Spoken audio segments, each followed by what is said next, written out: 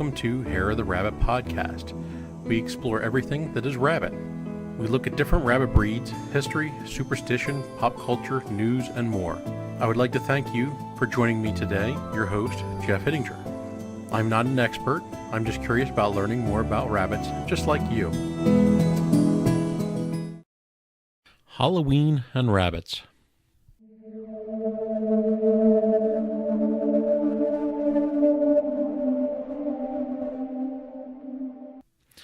Now with fall approaching us in the northern hemisphere, the leaves are starting to drop off the trees, temperature's starting to cool off, and we're getting into October, and that means Halloween.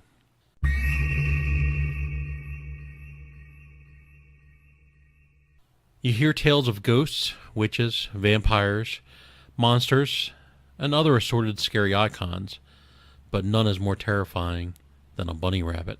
The story of the haunted warren.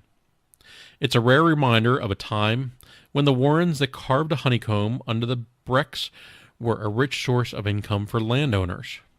Thetford Warren Lodge was built around the 1400s, a few miles west of Thetford, at the bequest of the Priory of Our Lady's Priory, who had royal approval to hunt small game and was keen to protect its livelihood by constructing a defensive lodge which could repel poachers.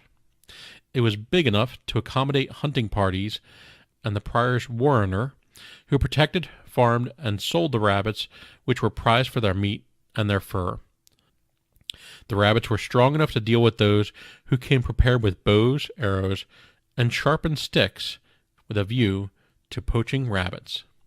Warreners, who lived in the highest part of the warren on the second floor, would bore holes to make burrows and provide food such as groundsel, dandelions, and thistles, spreading gorse and tree boughs as shelter and food in colder months. On the ground floor of the building was a storeroom for tarps, nets, and racks to dry skins and hang salted meats. At one point, the lodge was acquired by Maharaja Dalip Singh, the Indian prince exiled to Norfolk in the 19th century on a 99-year lease. A few warreners are still working in Breckland, trapping rabbits and moving them to warrens in a bid to control the population.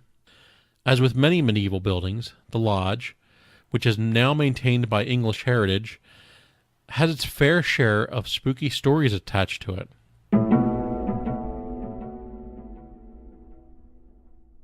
One ominous tale harks back to the building's warning history.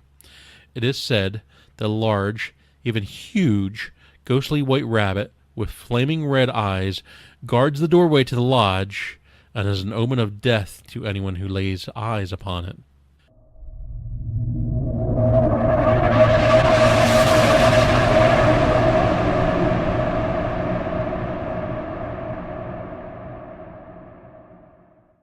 A further two strange stories appear to be rooted in nearby leper hospital of St. Margaret's, where poor souls suffering with this highly contagious disease were kept away from the rest of society on the edge of town. The building was ransacked by thieves in 1304, who stole silver, linen, and cloth, and then set fire to the building.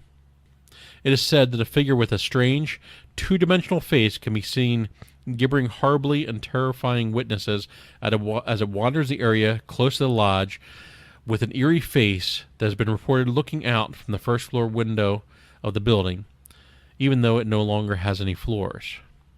In 2011, a man was seen peering from a second floor window wearing blue and white clothing and boasting gaping black holes where his eyes and mouth should have been, moaning, "Where are my rabbits?" If you would like to email me, reach out at hareoftherabbit@gmail.com, or you can visit the website at hareoftherabbit.com. If you would like to support the podcast and keep the lights on, you can support us whenever you use Amazon through the link at the website on the Support the Podcast page. This will not cost you anything extra, and I cannot see who purchased what. You can also become a Fluffle fan supporter by donating through Patreon. And again, there's a link at the hareoftherabbitpodcast.com.